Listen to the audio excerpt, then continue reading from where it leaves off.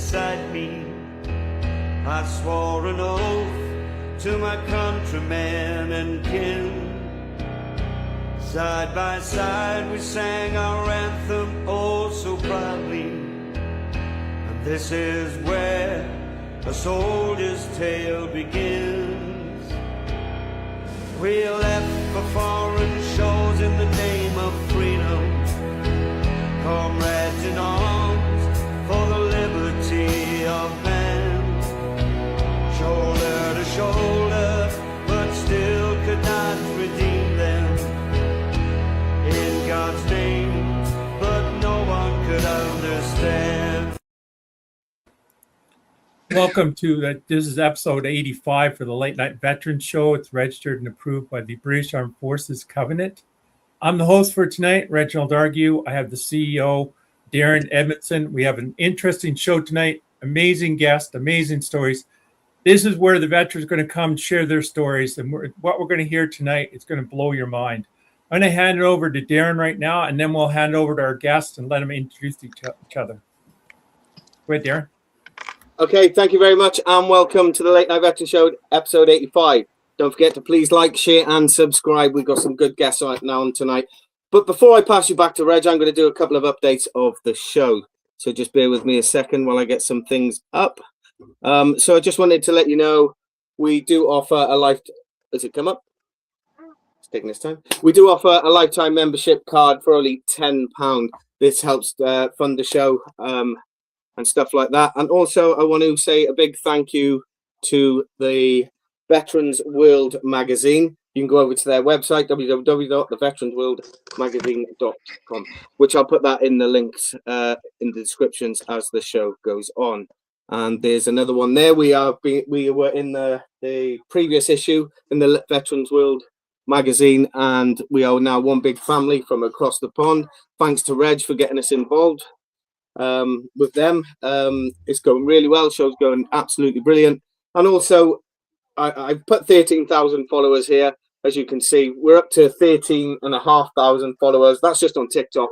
I think the total altogether is around about 38,000 followers between all of the platforms, guys. So people that are watching, keep liking, keep sharing, and tune in and don't miss a fantastic episode. And if you do like and you do share and you follow us, it gets noted, and you will be put into a competition to win one of our free t-shirts. And that's about it, Reg, for now. So I'll hand it back over to you, Reg. Take it away. Yeah, but before I introduce the guest, 2012, Diane, who's one of the guests, I arranged an interview for her to go on this show over in Vancouver Island. What happened was the host received a phone call, no names on it. It was just no numbers or anything.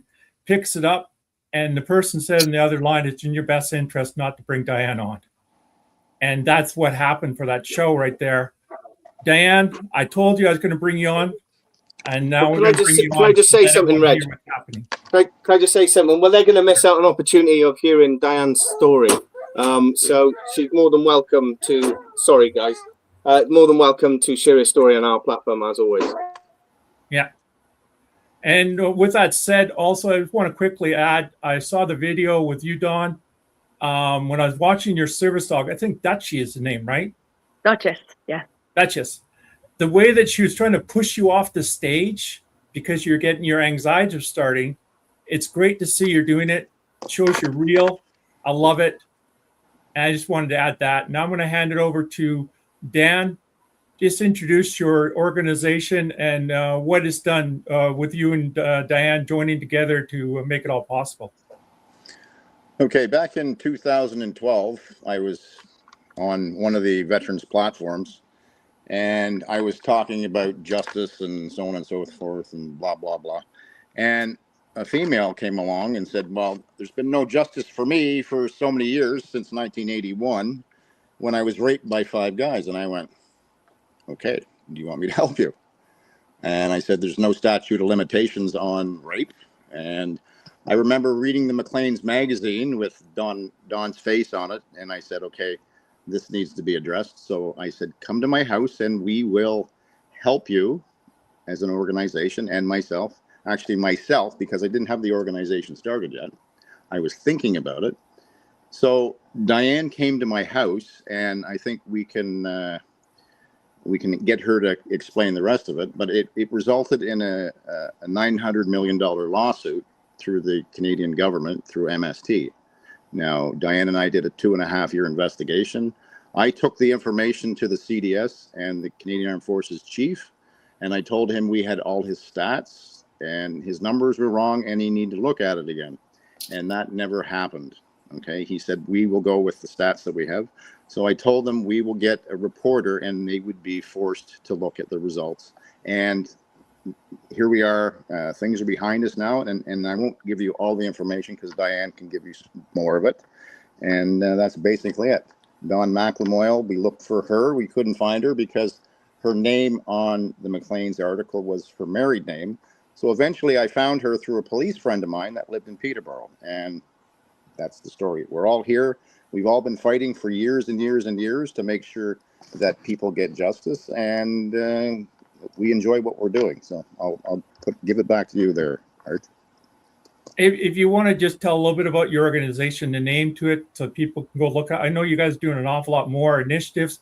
We want to concentrate on that sexual assault for tonight. Yep. You could just give us your name. It's the United Federation of Canadian Veterans, and Diane is my director of MST, and Dawn is an advisor that helps us with issues as they go forward. If you want to take over there, Diane, and just fill in a little bit more for Dan, expand it further. I was not, my mental health was really bad when I went to see Dan, and he helped me get straightened out a lot. And I continued doing the research and bringing women into the fold, and kept saying, were you raped in the military? And people got very upset because nobody had been raped in the military. And so eventually, like Dan says, we found Dawn and we kept going. I started Canadian Survivors of MST, started bringing men and women into the group because it's 50% men and 50% women on the class action lawsuit. So here we are today fighting. There's a very strong group of female veterans who are fighting the government on a daily basis to get things handled. C-11 just went through. It was a bill to take the court martials out of the Canadian military system and put them in a civilian system. And now the government here is just totally, am I allowed to say the F word? What kind of numbers are we looking at for people that were assaulted in the military? They're looking at over 150,000. We had 22,000 plus apply to the class action lawsuit. So you have to remember there's touching in there too, which is an assault. So wow. You know, so it's a lot worse than you think. My aunt was World War II, post World War II. She is also an MST survivor, but she's not counted in this. and the big thing for this is when we started to investigate it, the shit we found, like we found padres involved, and pedophiles, and it was just terrible, and it was hidden, and you couldn't really see it, but it was visible, if that makes any sense.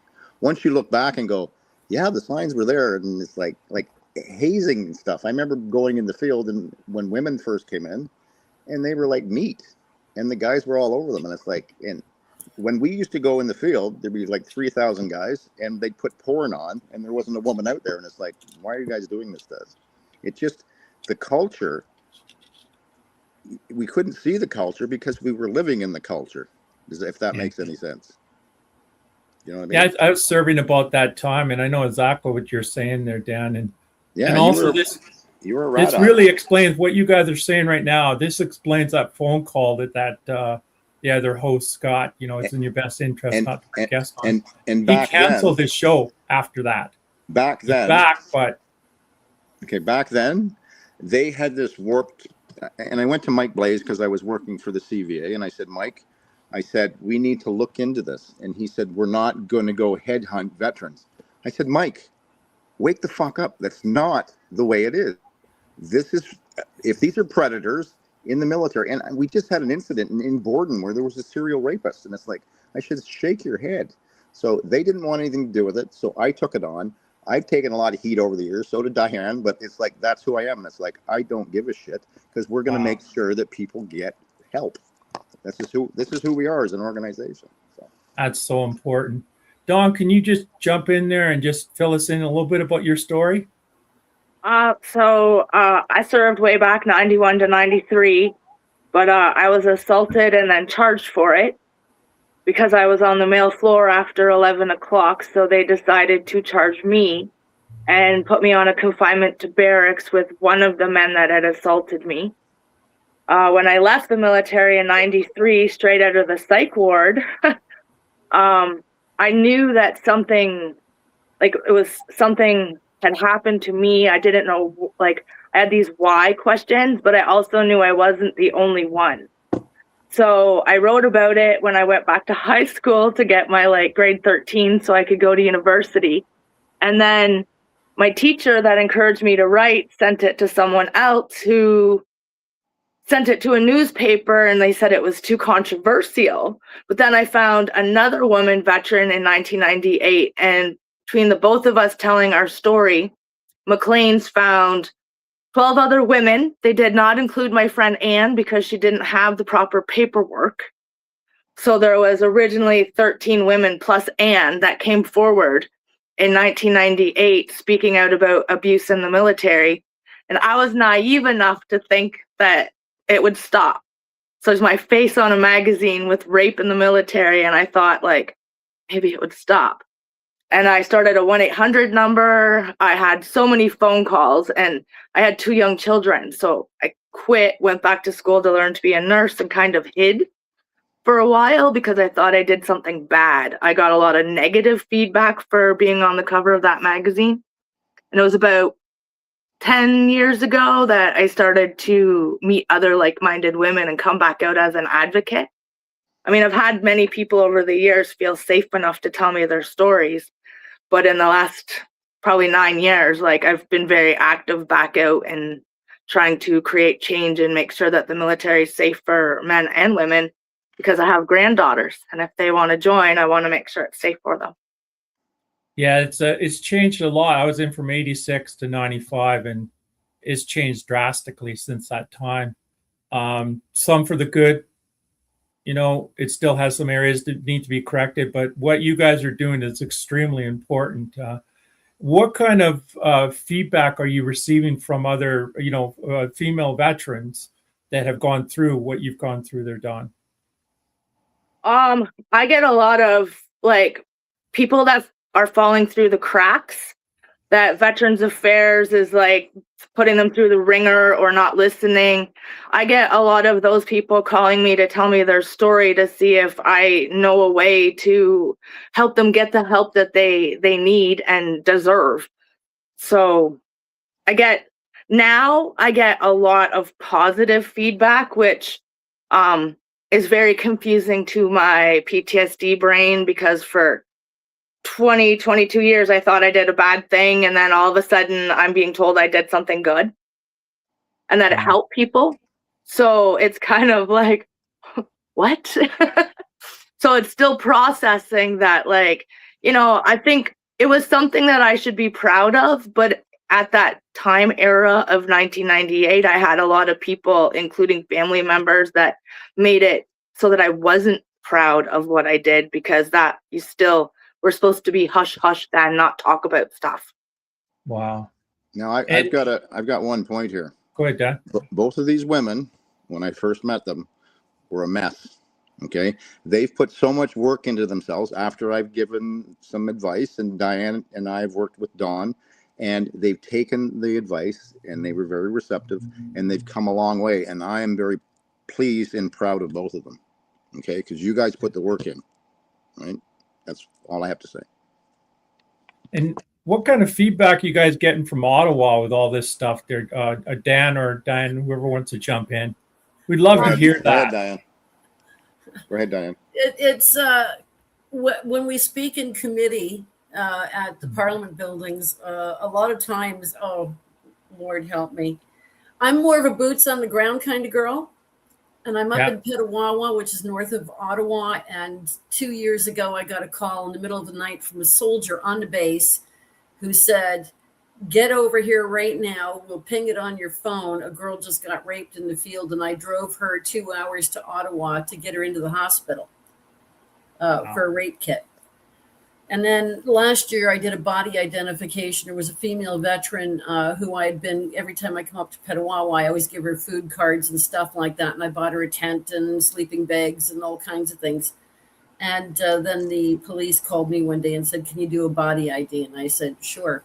And it was via video, but I identified a body. So when I was in Ottawa, the speaking in committee, it was a committee on Department of Veterans, or no, not, it was D&D. And I just sat there and I said, "Did you identify a woman's body who had died from MST?" And they'll stand there and they're like, they're shocked at what I say. They're how can you not, nobody wants me to speak in Ottawa because I tell them the truth. And I can't hear anybody if you can hear me. I can hear you, Dan. Can you hear me? They don't. I So don't know. Ottawa doesn't like the truth, and I am more than willing to sit here. And I go and they say, "Oh, well, why are you an expert in the field on this?" Well, because I was gang raped by 5 men in the hangar where I worked. And then Wow. people go, "Oh, do you really have to say that word rape?" Well, how about violently raped? Well, Yeah. people get upset when you talk like that, Diane. I don't know what to tell you. I'm sorry you're upset. No, I'm not. You should be upset. Yeah. But this platform's yours to speak. So please share. That's the most important thing right now. And then jump in too, Dawn. If you want to say anything, just jump in. Well, Got I'm so anything? frustrated with the government because it doesn't matter what we say. They don't listen to us. They don't take anything that we say, or they don't even ask. They just make decisions and don't even ask the survivors. And it should be nothing for us without us. So what would you guys like? What is the most important thing that you want to see change? Oh my God, don't even start. Well, no, let's just say the most important right off the bat. I would like, first of all, let's use real words. Don't rape other people. Well, that's important too. Yeah. That very simple. Stop with the. I can't hear you. I'm going to hear you, Dan. Stop with the flowery language and stop trying to make it look nice. Sexual assault. Oh, he slapped me on the ass. Oh, well, I was only raped. But the language has to be there. The real language has to be there.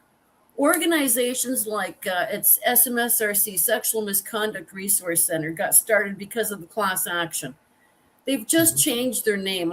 Maybe Dawn remembers what their name is, but now they're The Defense Resource and Support Center or something. Wow. Don, can you hear me? Yes, I Yeah, can we hear can you. hear you, Dan. Okay, I can't hear anybody else. Can you tell them that? We can all hear you. You're the only one I can hear. okay. So anyway, this SMSRC, I just sent it. I sent a They- text in too, so I don't know. their language, they just came out Because with a Diane's new talking, one, I can't right? hear her right now. They just came out with a new one. Get onto their yoga program. Be braver, and do yoga. You know what? How is I don't yoga ask- going to help? Every morning I don't off myself, so I think I'm pretty fucking brave. Yeah. I don't think doing yoga is going to make me braver. And I think I've been brave enough for long enough. Why do I need Yeah. to be braver? Well, just hearing you guys speak is bravery. I mean, it's courage. It's amazing to hear your stories. I mean, just watching your video there, Don, I love hearing the words, and especially when you say how many people that were affected by it, and at the same time, what percent were males and everything. You really listed. You just shared everything right there. So, okay. And I gotta say that there is only one peer support group for MST in Canada. and that is Alberta Recoil. It is the only peer support group that you can get in there Thursday night, Tuesday night, whenever the schedule is. Yeah. And it's real peer support. There are no women only retreats or like treatment centers. They're all like maybe women during the day, but you share the floor with men at night. So as much as they profess that they care about women's health, women veterans' health, like there's still no women's only, there's the 10-day retreat at Dimensions women's only, but there's no like women's only treatment facility. Year round sort of thing? Yeah. Oh, I am even going to go on. I'm going to go on record, and there's going to be a lot of people get upset with me. Somebody might even start a lawsuit against me. Let's do her. Homewood, which is a drug and alcohol treatment center, and they're what in Hamilton or Guelph or something. The number of women who contact me and say these are first responders, veterans, nurses. They call me and they say, I was raped at Homewood. Yeah. Wow. So you can't even go to drug treatment or alcohol, any treatment center without being raped again. Like, how many times do I have to be raped Dawn, before I don't want to be raped? Can you hear me? Yeah. Ask them to fix I can't hear anybody except for you. I can hear Dan. Can anybody else hear me? Dawn, I can hear Dan. I can't hear Diane. I can't hear Reg. I can hear Dawn, but that's it. Can you hear me, Reg? Yeah. I can hear you. Dan, can you hear me? I can hear you. Yes. Yep. Okay. This And Diane saying we can hear you, Dan. Okay, so I don't know what's going on. back when I was doing talk radio in Vancouver, in the FM radio station, one of my guests was exposed what happened to the foster care kids. I mean, the at-risk ones. One gentleman was 37 homes, foster care, so he became permanent ward of state. The reason I'm bringing that up is because here is an institution that the kids were having sex, 13, 12. And this is an institution that's supposed to protect the youth. And now we're just seeing it's just another layer of continuing to ignoring protecting, and I think that the female who serves should have just as much rights as I have served because they serve the country. And that's all I have to say about that sort of. But Darren, if you want to jump in there. There was another case. Yeah, sorry. Go on.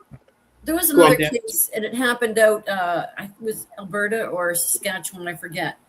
Young lad raped by the priest, raped by his babysitter under the auspices of the priest. And that poor lad, he tried so hard to, it almost makes me want to start crying. All of a sudden I have emotions of crying lately, so it's difficult for me. He was a military brat, like he was a base brat. So this is all related to the military. And he was told, his dad was told, shut your kid up. It's all shut up, shut up, shut up. I know in the best interest again, sounds like. Yeah, and I know a military police officer, and he worked on the pedophile unit in the military. And he could never come forward with the information with what he knew. And it was so prevalent in the military, not just the Canadian forces, but all US, UK, Australia. It was so prevalent. Wow. What we are talking about is a drop in the bucket compared to what's going on out there that we don't know about. And there's so many people who cannot talk about what's going on. And nobody's being charged and nobody's being arrested.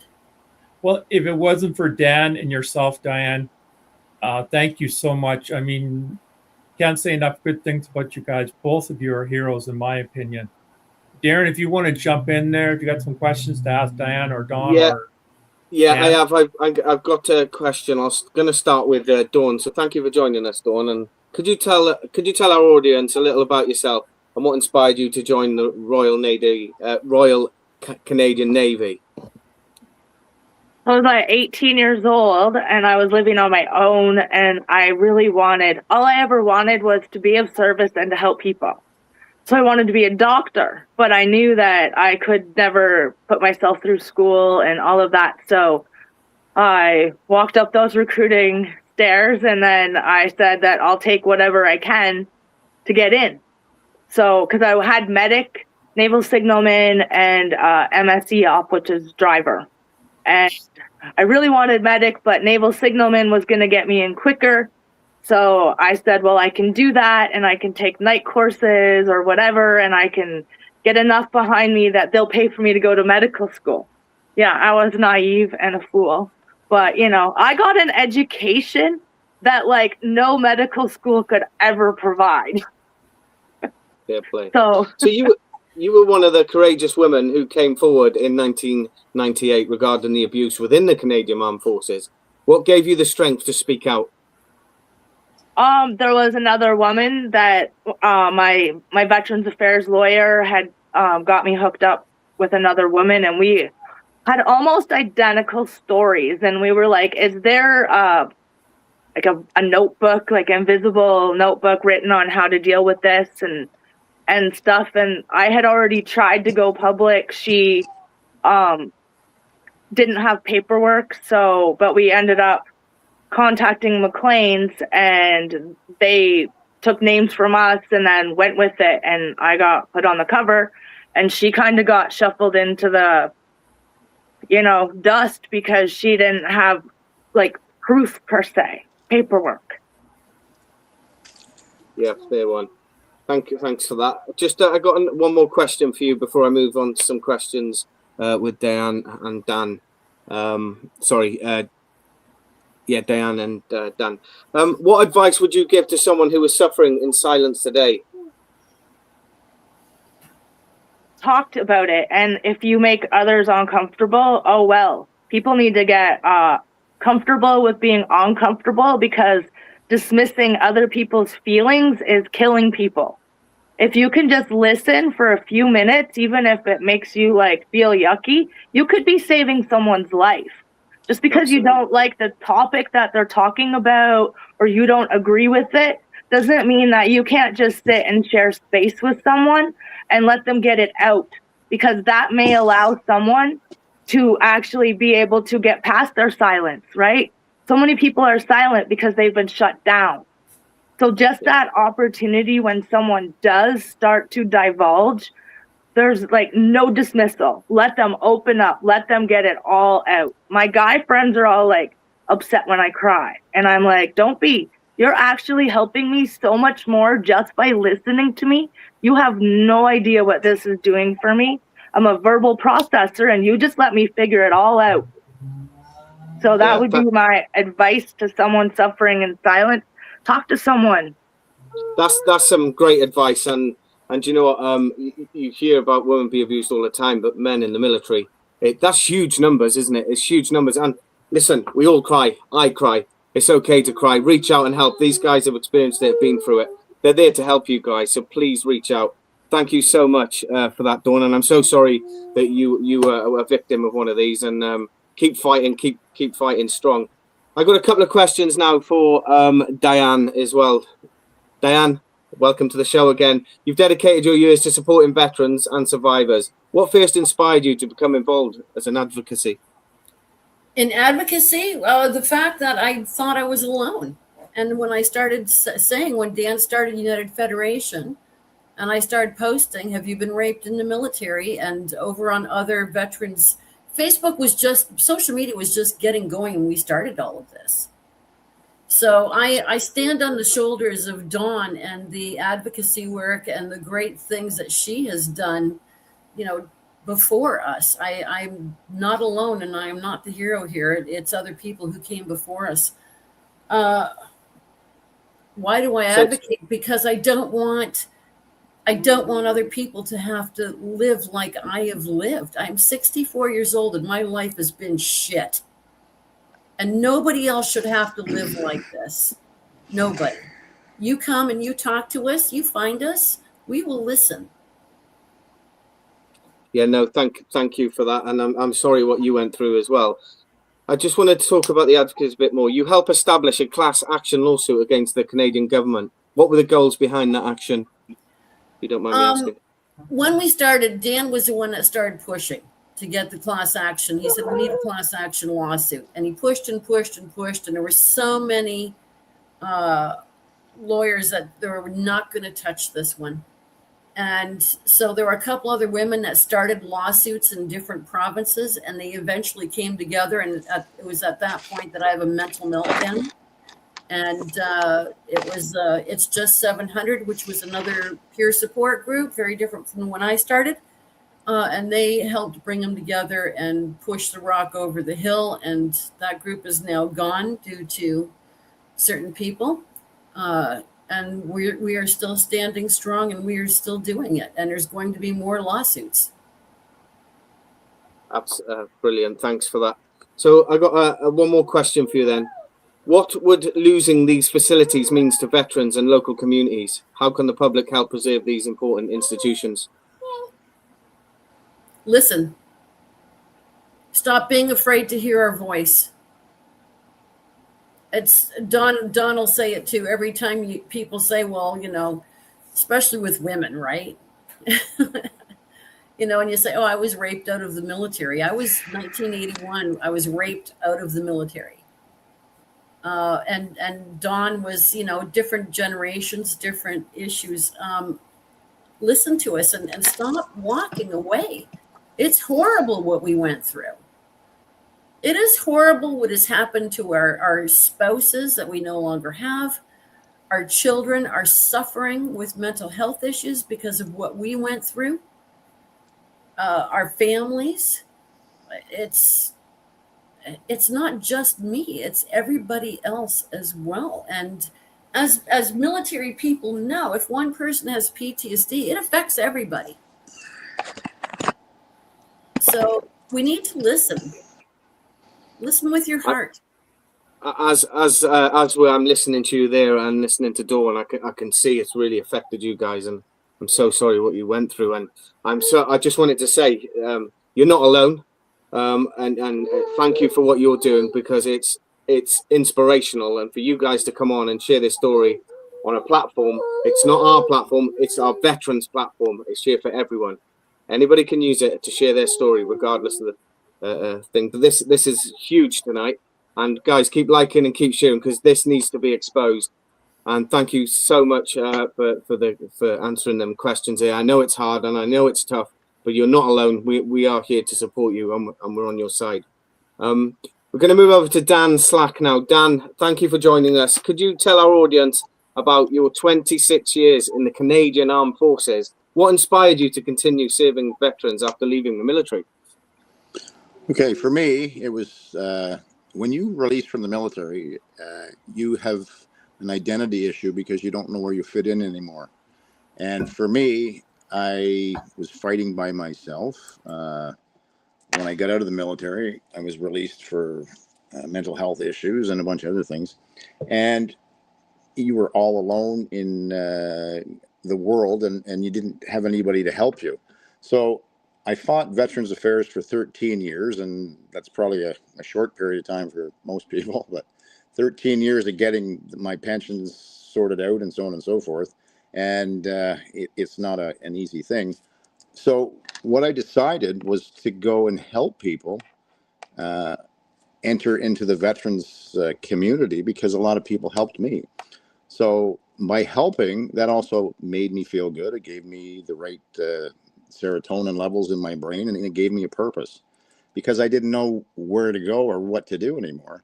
And I think a lot of people experience that. I know Diane wandered the world for a while, and because you're just lost and lonely, right? And then when people start to pick you up, you find the strength to carry on. So I said, why not be the leader that the military taught me to be, and actually do what I'm supposed to do? The 10 principles of leadership that we learn need to be carried over to the veteran worlds. So I decided to do that, and I created the United Federation. I'm the CEO, and I have executives, and we fight issues around things. The one thing we're looking at is the gold diggers clause, which if you marry after 60, that's an issue. We got identification cards for veterans. We help with claims, and we do all these other things, and that helps them get to where they need to go, and they don't need to feel alone because we're there for them. Okay. And we're also ordained ministers, all three of us, because we want to help people. Okay. And it's just that simple. That gives us a warm feeling in our hearts and helps us carry on, and it makes us bigger and more powerful than we were before. Okay. That's the way I see it anyway. That's absolutely brilliant. Sounds like a great organization. So as the CEO as the CEO of the United Federation of Canadian Veterans, what is the organization's missions, and what are some of the biggest issues Canadian veterans face today? Well, what we do, we don't turn anybody away, and we try to deal with any issue that comes up. So anything is not off the table. I believe in putting things on the table. We all work collectively. All the directors have a network, and we get things done. We can get from point A to point B in a matter of hours and get people help. And that's what we do. And anything veteran is what we deal with. So it could be anything. Brilliant. As you heard there, guys, it can be anything. So you're not alone. Please reach forward. I've got one more question to ask you. Your motto is no veteran should be left behind. What does that mean to you on a personal perspective? Well, as a leader, you don't leave anybody behind.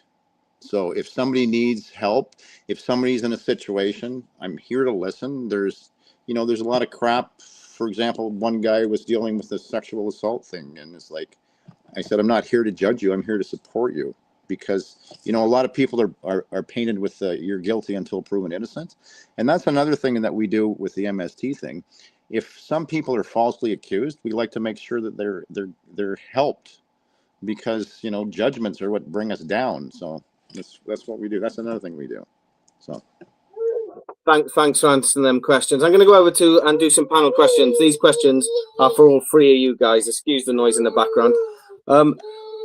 So one of the questions is, if you could change one thing about veteran support tomorrow, what would it be? And let's go to Diane there. I would change our Veterans Affairs is now being run by AI. And if you do not type in the right words, then it's an automatic turn down. The caseworkers are not hearing us. Let's take Veterans Affairs and turn them upside down and start over again, because it's not working. Thank you very much for that. What about you, Dawn? If I could change one thing about veteran support, I would meet the veterans where they're at, because not everybody is into like Western medicine, psychology. Some of us have done that for 20 years and it didn't work.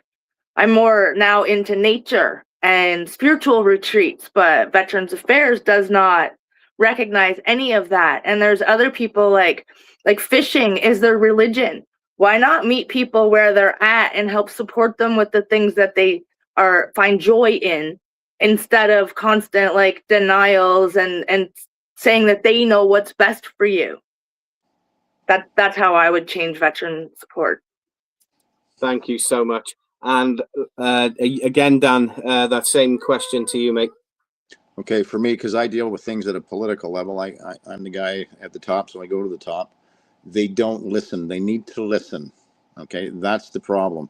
And if they do listen, they don't hear, and they don't care to hear. That's my issue with government. That's what I would change. Thank you so much, guys. I got another 2 questions to ask you all, a couple of panel questions. What message would each of you like to leave with veterans who may be listening tonight and struggling? Let's go back to Dan on that one. I would say, I got your 6, and we're here to lift you up. Okay, thanks for that. Diane? To all the other countries out there listening, we know that the Australian women are finally getting going. The British women, the British system is so far behind, I don't know if they're ever going to get going. To the Five Eyes, we're here. Listen, we're here to help. Reach out, because we have the contacts to help you. So the guys that are listening now, please like, share, and subscribe as you listen. As you shared, she wanted to make this known worldwide, and especially in Britain. We've got a platform. This was set up in Britain. We've reached America. We've reached Canada. Please like, share, and subscribe, and let's get this message out there. Same question to you, Dawn. Can you just repeat the question quickly? Because I have a... Yeah, one question. The question was, if you could change one thing about veteran... was it that question? Or sorry. We answered that one. Yeah, we answered... what message? What message would each of you like to leave with veterans who may be listening tonight and struggling? You're not alone. There are others out there. Chances are, if you've gone through it, somebody else has as well. So I know that it's a natural thing to feel all alone, but chances are when you start opening up about things, you're going to find other people that have went through something similar, not what you've went through perhaps, but the more you talk about it, you are not alone. Just find a support system. And like Diane said, it doesn't matter what country you're from. In 1998, I got a lot of support from women in the United States because that's where I gravitated on the internet. That's where things were. We didn't have anything in Canada. So I think it's important that, we all support each other no matter what the country is, because it's kind of like you joined a club you didn't ask to belong to. And we're all members. There's no fee. You paid with your trauma. So let's get together and let's heal and bring each other together and heal. I love that. Bring each other together. That's what it's all about. Bringing each other together and supporting each other, especially through the hard times that you guys have been through. As you know, you're not alone, so they understand you. They get you. They've been through it themselves. They're the best people to speak to. Guys, please reach out. You're not alone.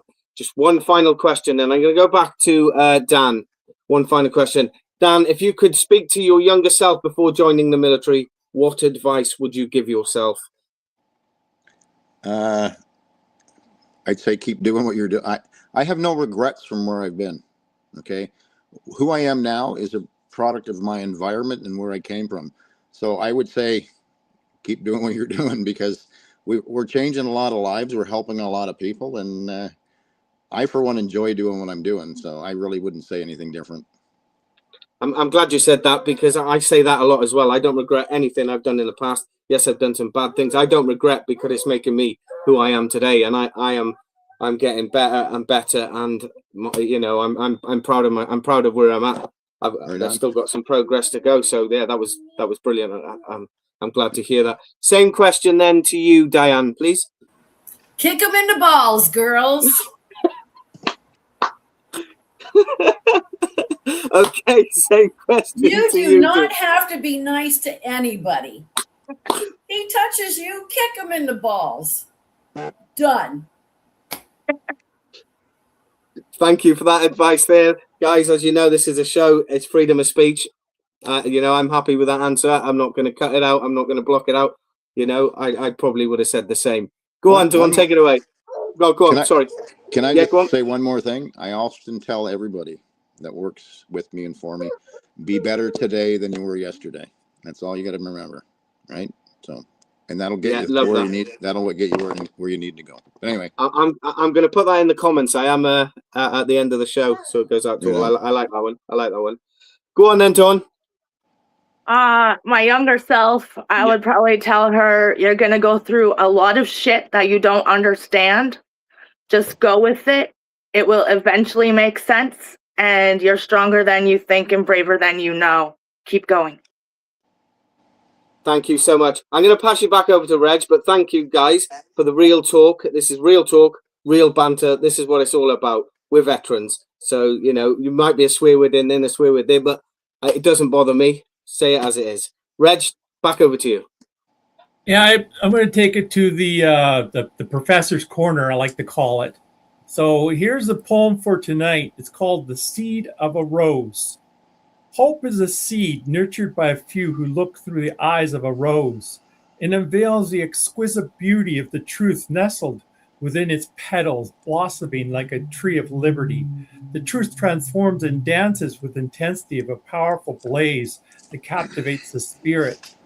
Its essence becomes a relentless force that stands steadfast, determined, refusing to yield or retreat, even from the harshest storms. switching in time, it becomes like the wind of change, carrying a message resonating in the verse of poets. Each line holds profound meaning, encouraging reflection on the beauty and the complexity of our evolving lives. These words paint an explicit picture of a bright future that awaits us if we dare to follow the path of hope and dreams. And that's the poem for this time. I'm going to quickly let everyone just share some last minute stuff. Go ahead there, Diane. Every day that you get out of bed and put 2 feet on the ground, you're changing lives.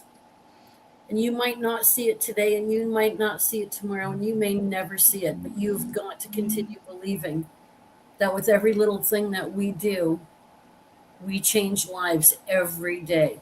And that is the truth. Go ahead, Dan. Dan? Danny, you all right? Oh, go ahead, Don. Telling me? Yeah, you, Dan. No, I can't hear him. Okay, yeah, over to you then. Go on, Dawn. You finish. You say your bit, and then we'll go back over to Dan. Just some parting words would be now I just had it, and then he started talking and I didn't know. I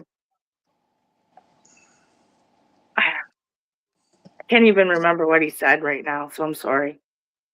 So that's fine. That's absolutely fine. I get like that sometimes. And what he was saying is there any last words before we sort of end the show?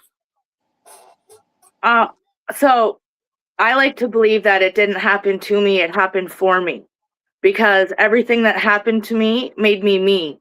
I have a gratitude now for all of my trauma, and I know that other people may have to be at a certain stage to understand that, but honestly, I would not give up anything that has happened to me because it made me a badass most days. And it has allowed me to work on myself and know myself in a way that most people don't. So just keep going, keep trucking. And same to you, Dan. Any last words before we hand it back to Reg? Yeah, I like to tell people that when the black dog or when times are dark, remember there's sunlight if you just take the time and work on the issues. You're never alone. Reach out, okay? But don't do things alone. And remember, if you wait long enough, things will get better if you work the problem. That's all I have. Thank you very much. We're going to look forward, Dan. We want to bring you back on in the future. Same with you, Diane and Dawn. Dan was talking to me about two different shows. One's with a female, and then one's with himself and someone else. Great idea. We'll work it all out. These are issues that need to get out. That's what I'm enjoying about the Late Night Veteran Show, is hitting the issues right where they are. And Darren, if you want to say some last words and sort of lead us out, sort of thing. Yeah, I just want to give everybody here an affirmation. An affirmation, because what you guys are coming up and doing, and the advocacy work that you're doing and coming out with your story is absolutely incredible. And I'm proud of each and every one of you for coming on here, because it takes courage, discipline, and to come on here. And I people seeing this show, if they can do it, you can do it. You are not alone. I'll say that again. If they can do it, you can do it. You are not alone. And this is quite a touchy subject. And people may block it on other shows or cut people off other shows. We're not going to do that. We're going to be here and back you and support you. You can give us updates over the next couple of months. People, if you want to get in touch with these guys and the organizations, please let us know, guys. Keep sharing, keep liking and subscribing. I want to give another affirmation to Reg. Absolutely incredible host, doing fantastic work, and his poems every week are they blow my mind, and I'm really proud of you as well, Reg. So that's my affirmation tonight, guys. Well, I just want to thank everyone for coming on. Like I said, we're going to have Diane and Dawn back in the future, and same with Dan. Dan's going to bring in another guest with him. We're taking this to the next level. And any veteran out there, you guys have a story you want to share. If you feel like you've been hurt and you just want someone to listen, that's what we're here for. Most important thing. And this is a late night veterans show. Thank you again for everyone for tuning in, and thank you all for coming on. And until hopefully Sunday is the next show, we're going to have with Bob Maxwell. So I'm looking forward to Sunday. Yeah, and Bob Maxwell is the owner, the CEO of the Veterans World magazine. So take a look at their website. Guys, absolute pleasure having you on here. Brilliant. And just one last thing, guys, there is a free t-shirt to be won. Just like, share and follow. And the announcement will be made at the end of next month on the last Friday of the show. Guys, thank you for tuning in. This is the Late Night Veteran Show, episode 85, with Diane Rose, Dan Slack, and Dawn McIlmoyle. Guys, thank you very much, and good evening.